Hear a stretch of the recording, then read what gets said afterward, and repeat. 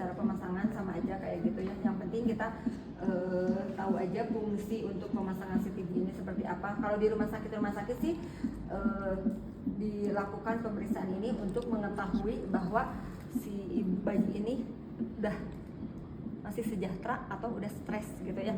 Biasanya dilakukan pada dokter melakukannya pada ibu yang udah lebih waktu, udah misalkan udah 40 minggu tapi belum ada tanda-tanda persalinan. Nah, diperiksalah ini gitu ya. Oh, ini masih bagus, masih sejahtera bayinya. Jadi bisa dilanjutkan dulu nunggu sampai 40 minggu lebih, misalkan ada waktu 2 minggu lagi.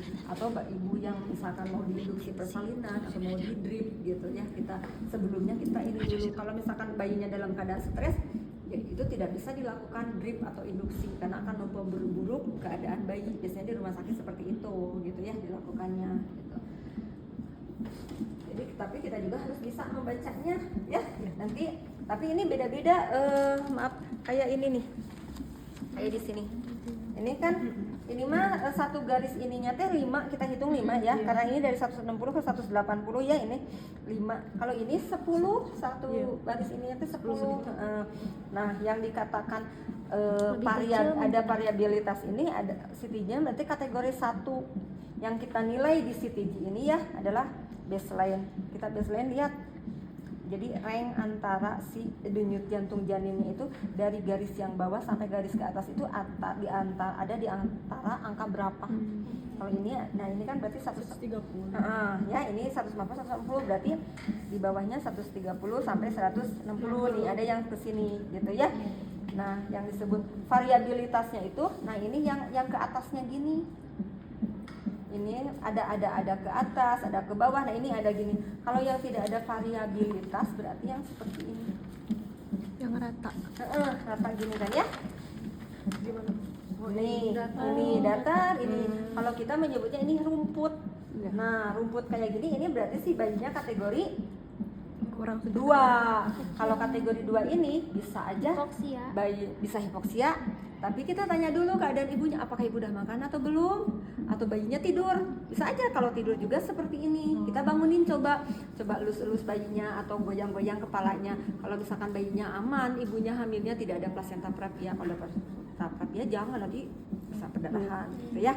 Jadi variabilitas mah lurus gitu. Bukan, variabilitas itu ada variabel, ada naik turun variabel gitulah. Kalau yang ini mah berarti ini tidak reaktif, bayinya bisa tidur apa bisa hipoksia, makanya tanya ibu. Nah, kalau bayi kayak gini kita tidak langsung lakukan drip atau induksi, kita lihat dulu. Kalau ibu belum makan, suruh makan, kita lakukan resusitasi intrauterin namanya teh. Bisa dikasih dengan DEC 40, disuntikan langsung 2 flash, diguyur ARL, miring kiri, oksigen, tunggu 30 menit. Setelah itu kita rekam lagi ulang 20 menit. Kalau misalkan bagus, nah kayak gini. Ini kan kategori 2 ya. Tiba-tiba ini kesini reaktif, bisa aja berarti ini bayi tidur. Di sini bangun gitu. Kalau ini apa? Ini mah nadi ibu ini mah. Tapi kalau ini beda-beda. pesan kayak gitu ada kemungkinan hipoksia. Gitu. Hipoksia, makanya kita lakukan dulu selain rangsang apa tadi? Resusitasi intrauterin, pemberian obat, oksigen. Nah, kalau sudah 30 menit kita rekam ulang lagi 20 menit ternyata masih kayak gini. Nah, berarti betul bayinya udah stres hipoksia, berarti harus dilakukan sesar, nggak boleh di induksi, gitu. Gawat janin berarti ya. Nih ada lagi kategori 3 nih. Ini mah kategori 1 ya, berarti ini bagus ya. Nah, peningkatan ininya teh harus lebih dari 5. Nah, kayak ini nih, misalkan dari garis bawah naik ke atas, berarti ini berapa? Satu kotaknya kan ini mah 5 ya?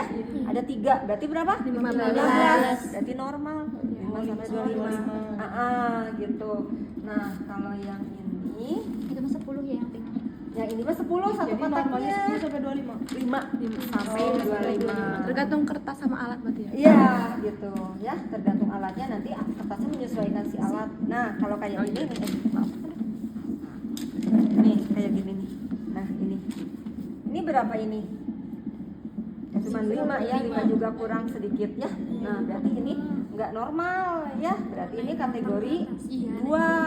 Nah, kategori 2 ya, tadi dikasih resusitasi, ini kategori ini sama ini rumput renyek kayak gini. Tapi ini keren kan Bu? Tapi ini juga sama nih kayak gini nggak beraturan kan. Kalau yang bagus mah kan kayak ini, Beraturan. ini ada naik, ada turun kayak gini nih bagus ini. Kalau yang nggak beraturan itu kenapa Bu? Kalau yang tadi? Yang tadi bisa aja ini berarti si denyut jantung bayinya juga nggak bagus. Kadang cepet, kadang turunnya cepet, naiknya cepet gitu. Ini yang Biasanya faktornya apa? ya sama hipoksi kayak tadi, stres bayinya di dalam. Nah ini kategori 3 nih. Ada 3. Oh, Nah ini nggak boleh kayak gini. Pada saat ini naik, ini biasanya harus harus naik. juga. Kalau naik kan berarti normal ya, karena ibu lagi kesakitan, otomatis bayi juga naik. Nah kalau ini kan turun, berarti dia malah beradi, malah turun. Ini deselerasi apa? Ada deselerasi itu ada 2 apa? Dini dan lambat ya. Kalau dini gimana? Kalau dini ini naik sama ini turun barengan, barengan di garis yang sama. Early ini mah early. Early, dini, awal ya sama. Nah kalau lambat berarti ini his dulu, ini baru turun. Iya, Nggak lambat. sama gitu, nggak di garis yang sama. Ini naik, ini udah nggak mules, ini baru turun. Itu berarti deselerasi lambat. Nah ini udah nggak bisa diresusitasi, ini harus langsung sesar. Ini berarti udah kategori 3, berarti janin memang sudah gawat. Apalagi ini nih ke bawah banget, berarti ini DJJ-nya berapa? Kurang dari 100 ya, 90-an ya. Nah apalagi ini tuh ke sini memanjang, berarti dalam beberapa menit bayinya Turun. bukan demam, detak jantungnya 90 terus. Kalau ini kan turun set naik lagi gitu. Kalau Tapi kan ini naik lambat. lagi. Iya naik lagi, tapi tetap di sini Terlalu udah berapa lama ya? kali nih tuh turun lagi. Ini udah turun, naik lagi segini tapi turun lagi. Setiap his dia turun, lihat. Ini his turun, ini his turun, ini his turun. Dilihat dari hisnya Bu. Kalau ada tapi ini lihat juga kondisi bayinya sudah pembukaan berapa. Kalau masih pembukaan awal, bulu kepala masih tinggi di stasiun -1, ini kurang bagus. Tapi kalau udah pembukaan lengkap atau pembukaan 9, kepala sudah di stasiun +2, berarti kan itu udah kejepit jalan lahir ya. Iya. Bayi juga sakit, itu mah nggak apa-apa, normal, karena sebentar lagi juga dia lahir. Jadi tidak terlalu lama dalam keadaan hipoksinya. Tapi kalau misalnya pembukaan 2, 3 atau 5, ini kan menunggu ke pembukaan lengkapnya masih jauh aja, keburu IVF nanti di dalam, gitu ya. Ya, makanya sekarang kita praktek. Yuk. Ini caranya untuk mengganti nama ibu ya. Cek ini, kalau yang ini mah nih. Ini atasnya udah 160, udah 110. Nanti kalau di atas ini atau di bawah ini nanti biasanya bunyi alarm. Kita warning, oh ini bayinya alarmnya bunyi, apakah naik apakah turun. Ini mah diputer dia. Buat turun ke bawah. Nih untuk mengganti nama.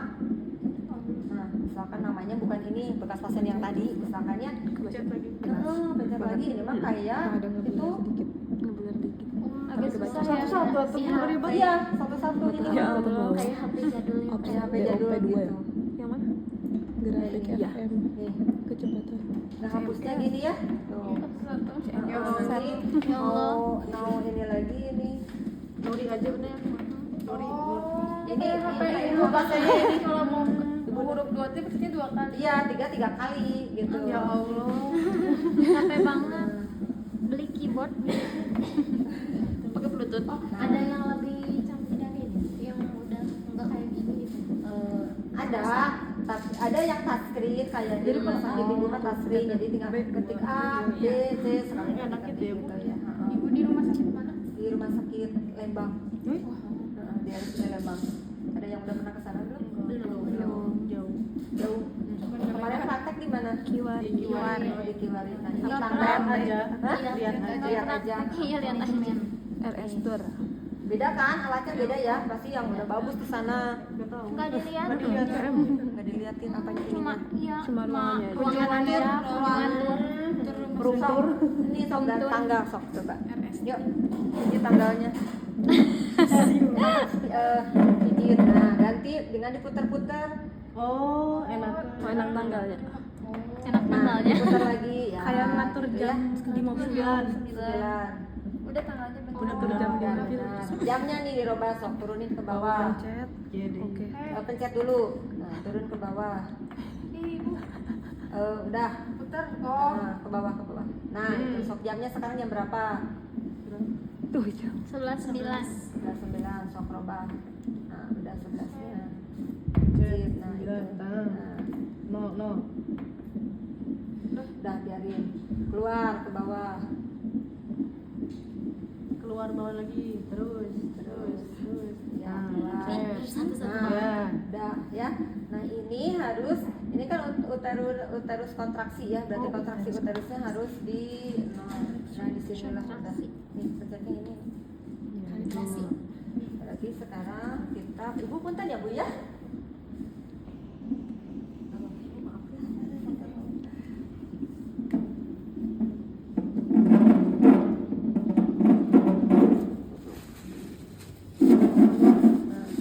Yang ini harus dikasih jelly. Kalau yang ini yang buat dipundus nggak usah dikasih jelly, ini yang dikasih jelly. Jadi kita lakukan palpasi dulu, pastikan dulu punggung bayinya sebelah mana, pundusnya segimana. Ini dilakukan pada usia kehamilan di atas 28 minggu. Tadi makanya yang 24 minggu nggak bisa di sini ya.